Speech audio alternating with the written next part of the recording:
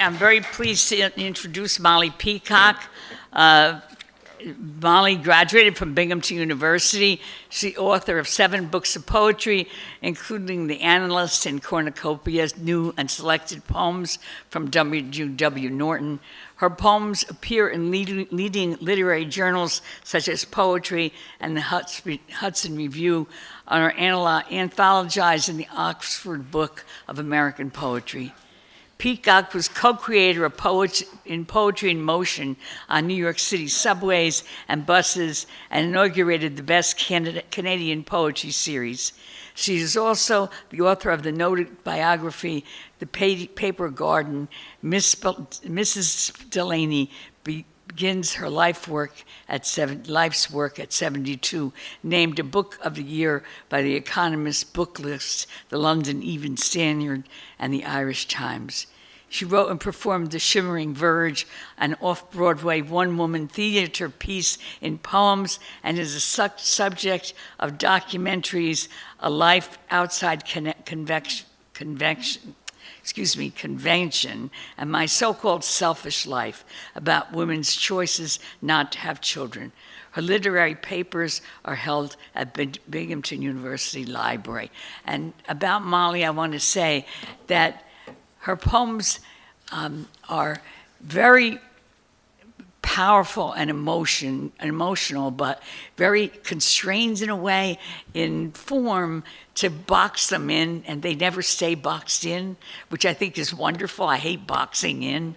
So it seems to me that she manages to make them so that they escape from any control she tries to put on them, and is able to make them funny and sorrowful and joyous at the same time. Let's welcome Molly Peacock.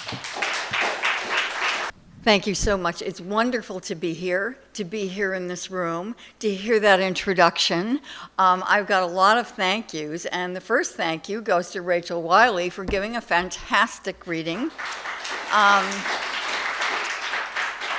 We have a lot in common psychologically, as you will hear. And to thank Maria for running this series for 40 years.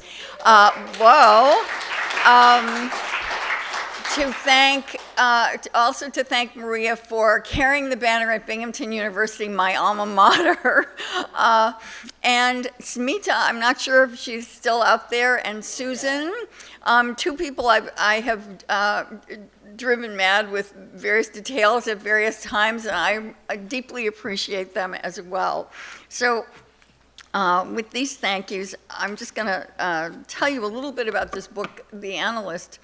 And The Analyst is about a long relationship between a patient and a therapist. And it's retrospective because the therapist has a stroke, has to close her practice, and the patient thinks she's never going to see the therapist again. But that doesn't happen. The therapist regains enough language to contact the patient. I'm the patient, and I began in therapy when I was at Binghamton, not as an undergraduate, but I hung on living in Binghamton, New York for a while. And I went into therapy when I was about maybe 26, and had several phases of needing help. I guess this reading is for anyone in this audience who's ever had to ask for help. And what's happened to you, how you've dealt with that asking, and what help you received. A lot of the things I found out about my therapist, of course, I didn't know when I was in therapy. But after her stroke, when she did contact me, her whole world unfolded. Because I think I'll stop there, because I think some of this gets revealed in the first 2 poems I'm going to read, and if not, I'll fill it in.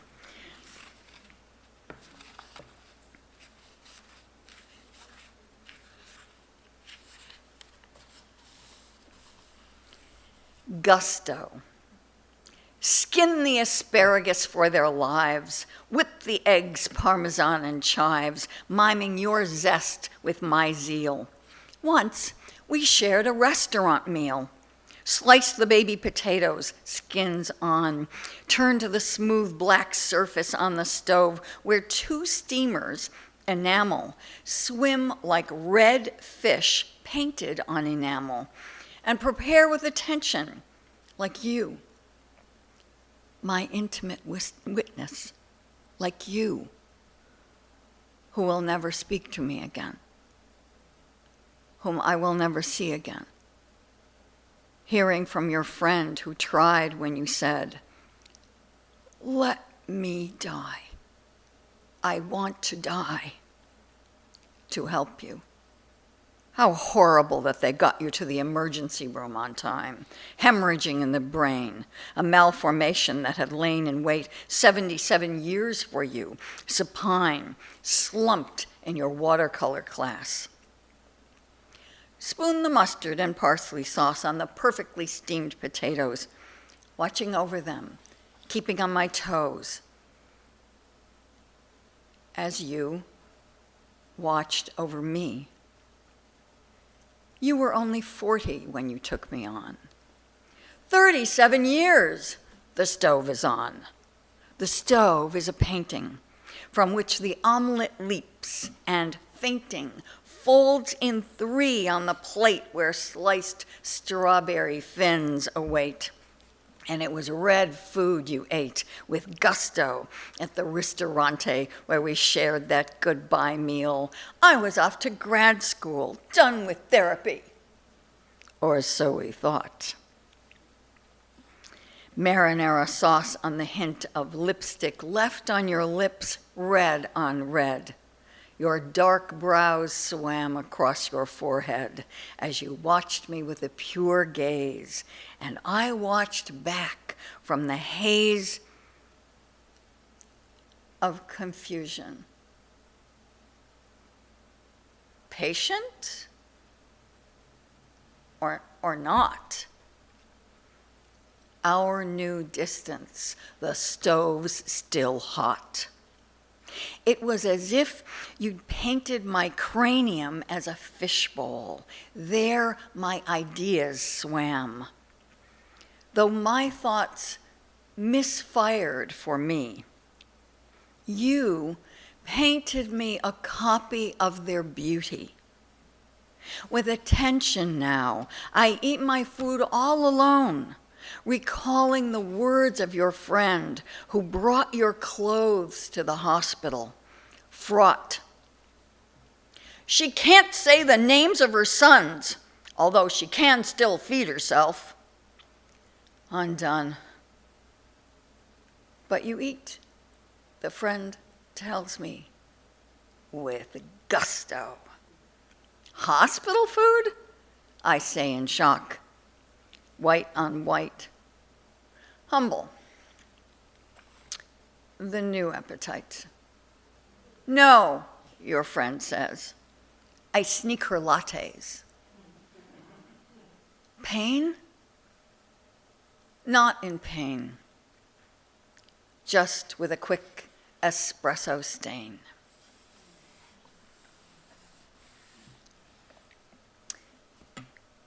The analyst draws.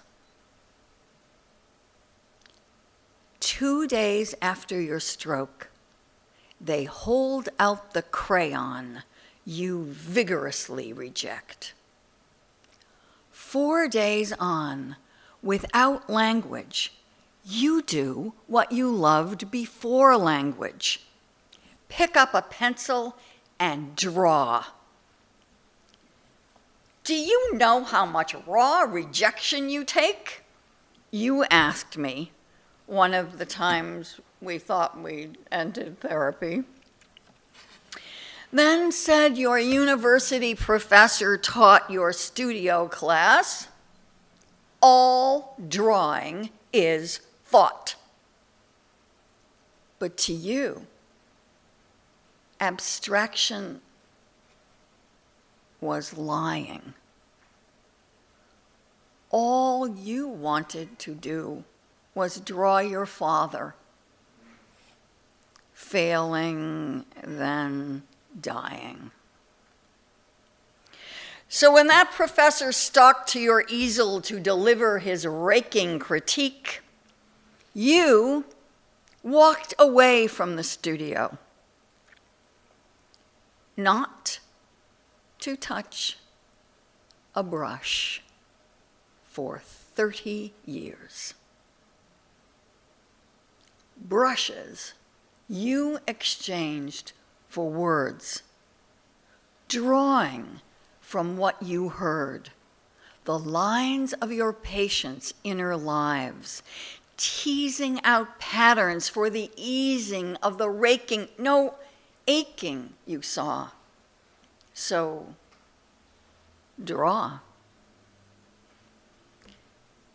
As I was drawn to you, as you drew me to you, till I could walk away, as you now draw away.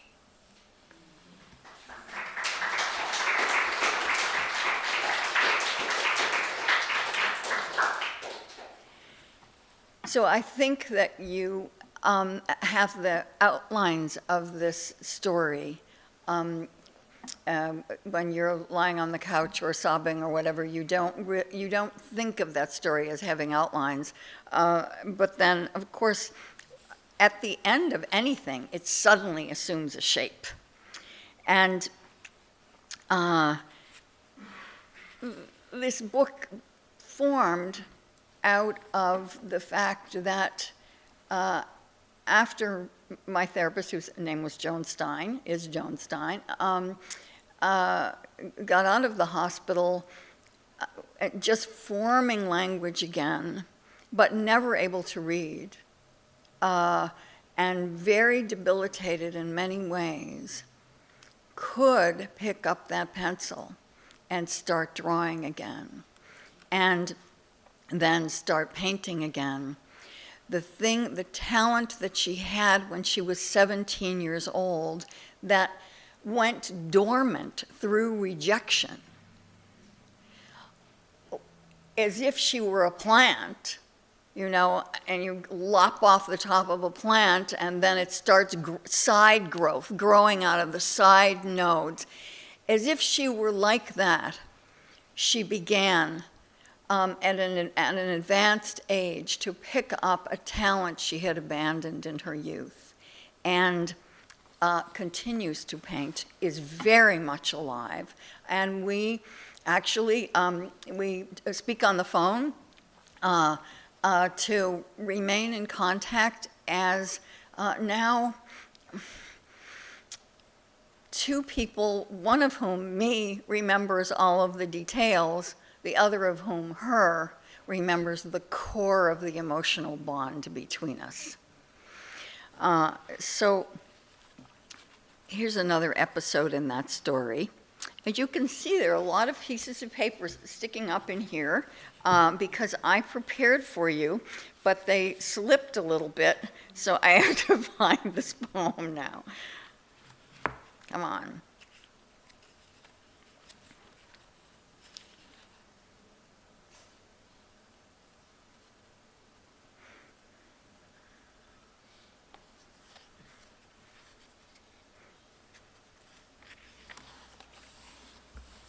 The pottery jar. Thank you for asking me not to smoke. Thank you for the extra 10 minutes, no charge. Thank you for knowing the smoke that seeped beneath the heavy gray apartment door was war poison from afar. Thank you for your chic haircut. Every therapist should have one.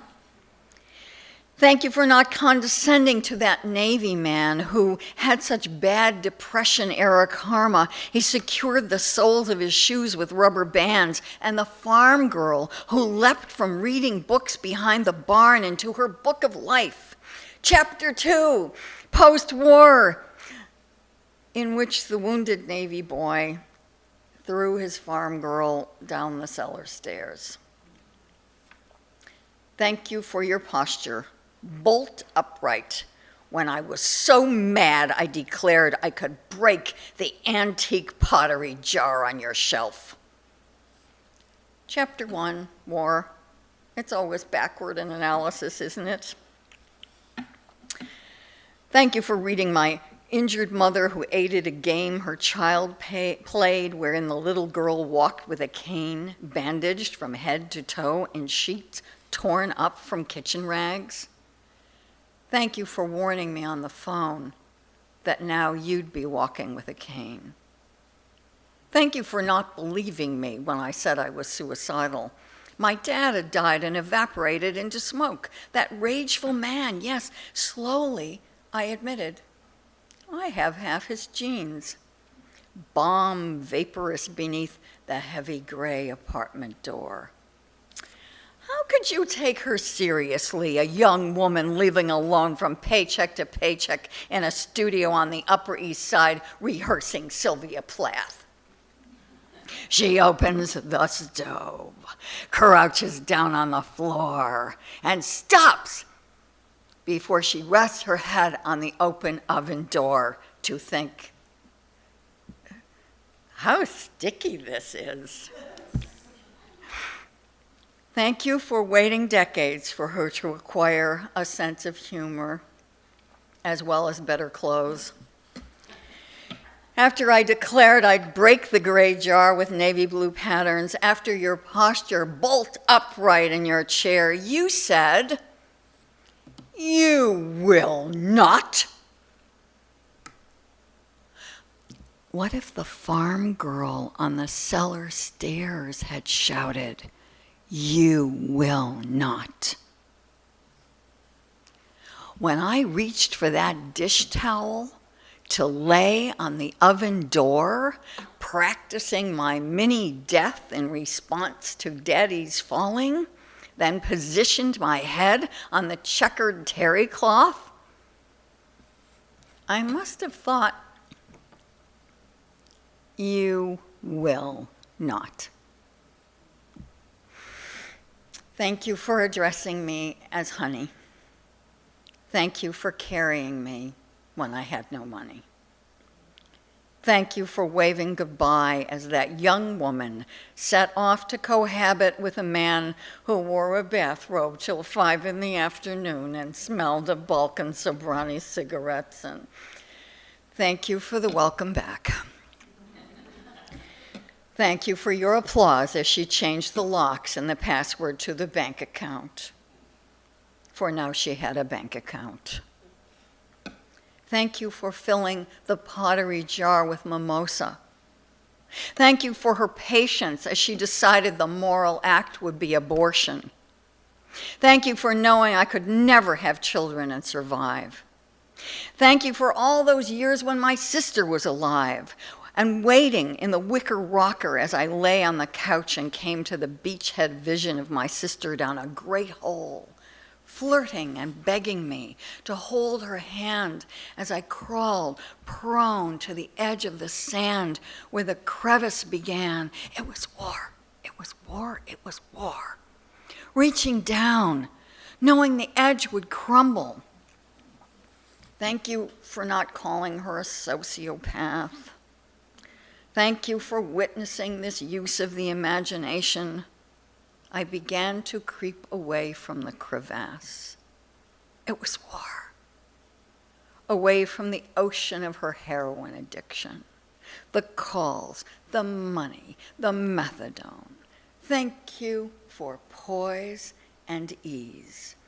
Thank you for simply standing as I learned how to stand on the sand. Thank you for repeating that now you'd be walking with a cane. Thank you for those occasional cups of tea. Thank you for the boundary, perimeter, thin blue lines on a gray pottery jar. Drawn lines, fine distinctions. Thank you for your soigné, distingué look. Thank you for watching as I achieved my distinction. Thank you for taking the young woman's friend in despair, vaporizing into smoke before her very eyes. Thank you for the artful schedule they never passed in the hall. Thank you for that silhouette I saw wearing your earrings and belt as I stood at a podium before a darkened theater, the vast audience unmoved after I failed to entertain. Thank you for tolerating that woman's wild hope of a genetic link to Thomas Love Peacock, whose satirical glee straightened her spine as she walked off stage, refusing the routine after dinner drinks. How long does a girl have to wear a gas mask anyway? Thank you for repeating, I know, I can't always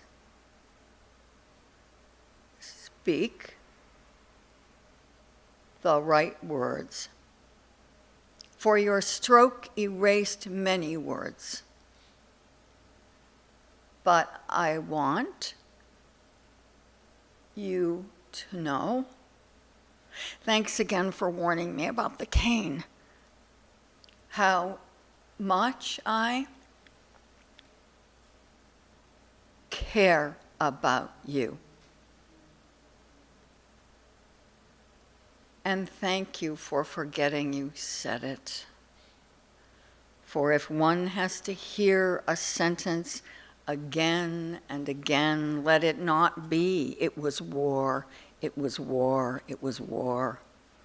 But those 21 words, as if poured in spurts from an antique pottery jar that sweats with cool joy on a humid late summer day in a room with a woman and her cane.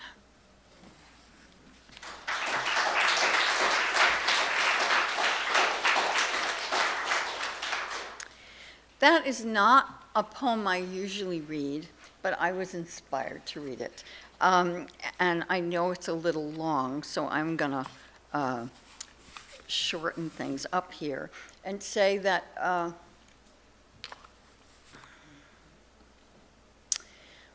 the so-called confessional poem, I do notice that the word mere gets used before confessional poems. The word mere is not used in front of the poems of Robert Lowell or Allen Ginsberg. But that word mere does pop up in relation to poems that are written about a person's experience. But unlike other poets who speak about a persona speaking the poem, I'm the only person who speaks my poems. There isn't a persona. And these are poems that are generated from that. I also, as many people know, I have an interest in in technical things and how things get constructed. I have an interest in architecture. I have an interest in how the people who designed this building designed it, and how anything is designed, and how a life is designed. And I did not understand how one could design a life. I mean, how do you put a life together when the people around you are not the models that you feel you want to use to model your life after? And part of finding a design for life, for me, was looking at the design of poetry. And also understanding that poems are flawed, that they're imperfect, that nothing handmade is perfect. And a poem is a handmade object. So I'm going to close with a couple of poems about making, and also about the inspiration of the woman who helped me, who went on to make herself an artist's life, having denied it to herself. And I think there's probably is not a person in this room who has not suffered some kind of rejection. All right, I mean, I think just about I see many people nodding. I mean, we have all been rejected, hugely, smallly, you know, the little knife, the huge saber, whatever, and how we react to that. And I think of what she said to me. Do you know how much rejection you take? I did not understand that, of course, she had had a huge rejection that happened just as her father died. So there's an abandonment and then a rejection, and she's 17 years old, and she walks away from the art that's going to rescue her later on in her life. And I'm so glad that she has it. So I went to visit her, and I'll read you two poems. One called The Nurse Tree, and the other one called Mandala in the Making, that spin off these visits. The Nurse Tree. Why waste away in a box when you could be a nurse tree? That's what they call dead logs, mushroomeries of the woods. Your living room's a wood of couches, books, and chairs. You're not dead at all, but could you be preparing for things to grow inside the chest of the log you plan to become? Cherished compost heap, where the heat turns the brown mess of peelings, into composition? For we who love our hands in dirt, a leaf skirt decomposing seems an ideal station between this life and the next. I visit your room as on a forest walk, passing a fallen log. Is that you? I see a scarlet fungus cap pop up from friable bark.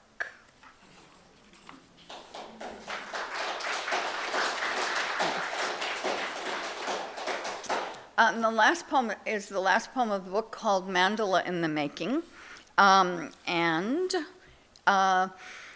would visit her when she still lived in New York. She now lives in Seattle in a retirement community where her son lives nearby. But when she was still in New York, I would go visit her. But we couldn't have a conversation. Really, we could have a little bit of a conversation, but I thought we have to do something together. So I would take her to a small museum. I mean, not something big like the Met with a lot of too much stimulation, but we would go to a little place. And so one of the places we went is the Asia Society. And something happened there, and I leave you with this. Mandala in the Making. 3 Tibetan monks make a sand painting. Under spotlights, in a reverential hush, the circular world before them, everything. A cosmos, a brain, a divine palace lush with lotuses and pagodas in children's paintbox colors. Excuse me, my friend is recovering from an accident. She's a painter. May we ask you some questions? Have I introduced you, my former analyst, as my painter friend to 3 monks? You point with your cane to the mandala in sand and ask, 3 artists? How do they decide who does what? He's the boss. One monk points to the other. The boss beams above the bowls and brass funnel he wields like a wand. When they're done, they'll brush it all away. You can't believe it. Nothing stays, including the memory you've lost. What lasts?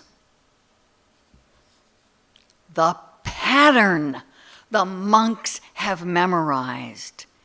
Their burnt down temple returns as this circular core. Only when something's over can its shape materialize. Thank you very much.